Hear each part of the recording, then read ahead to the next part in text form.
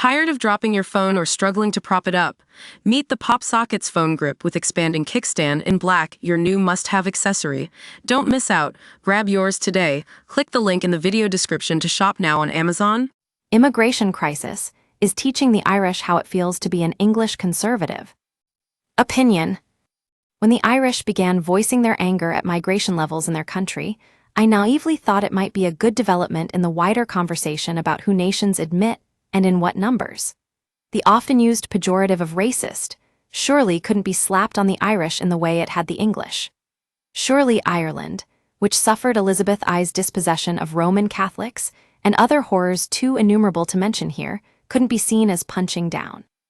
Surely Ireland, which had fought so hard for its native culture, thrown off the British Empire, well, almost, wouldn't see its people demonized for wanting to preserve a culture that had been choked for centuries. My hope, as an Englishman with Irish heritage, was that liberals would pause when they heard anti-immigration rhetoric and ask themselves if it was really fair that Ireland's population was expected to put up with yet more foreign interference. Don't miss. Hamas atrocities report should be huge lesson to anti-Israel set in Britain latest.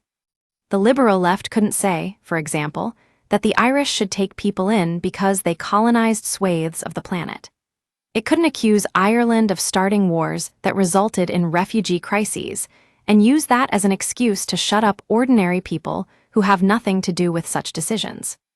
What the liberal left could do, it turns out, is not think about any of this and simply brand those who want Ireland to be Irish as racists. The latest manifestation of this dismissive, cruel, and metropolitan prejudice comes in the form of a furore centered on a TikToker named Garen No One from Mayo. No One is a musician and comedian, and the only reason I know of his existence is because he makes some of the funniest videos I've yet seen on social media. They often revolve around slagging off the English, but his stated reason for the ridicule, such as the Irish beating the English at tea drinking, are so petty that his passionate delivery is guaranteed to make me laugh. Before today, I'd say that there is nothing about his content to which anyone could object. But No One made the mistake of saying something very measured about immigration. Addressing Conor McGregor's St. Patrick's Day visit to the White House and his remarks on immigration, No One said, "My opinion on Conor McGregor is irrelevant. I don't think he's a good person, and I don't think it's particularly hard to find evidence of that, but it doesn't surprise me in the least to see a lot of people agreeing with what he was saying." There absolutely is an immigration issue in Ireland. That doesn't mean that people feel like we shouldn't take the refugees that we're able to take. It doesn't mean that people feel like people shouldn't be able to come here for better opportunities. The systems that we have in place are being taken advantage of, and that is plain to see, and the government continually does not allow people to express their concerns about that. We use your sign-up to provide content in ways you've consented to and to improve our understanding of you. This may include adverts from us and third parties based on our understanding. You can unsubscribe at any time. Read our privacy policy. He added, "Our towns and especially our cities are becoming much less safe. Now that's not just because of immigration, there's a lot of factors to that, but if you can't see that that's happening, then you have not left your house." Communities all over Ireland are concerned, and their concerns are continuously not being heard. And when you continuously suppress what people are feeling, you turn them towards more extreme beliefs. He even preempted people misconstruing his remarks, dismissing any such developments as the internet for you.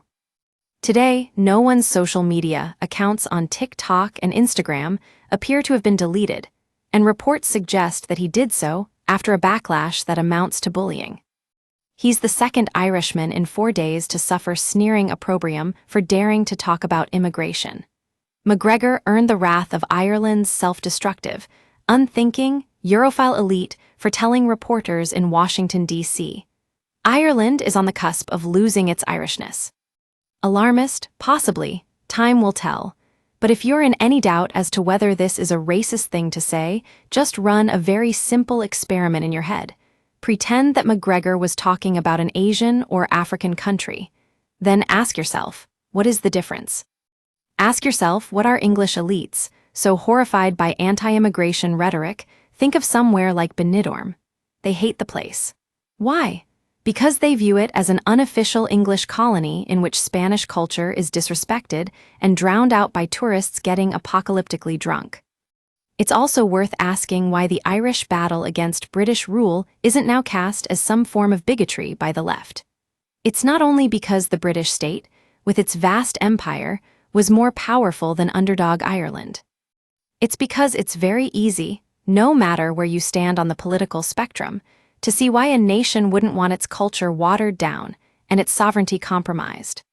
Which makes it all the more ironic that the fate of Ireland seems to have been to escape one empire only to bind itself to the European Union, with all of its horrific political correctness and hatred of democracy. Some Irish are now learning what it feels like to be an English conservative, and they have my sympathy and support, because it's not fun.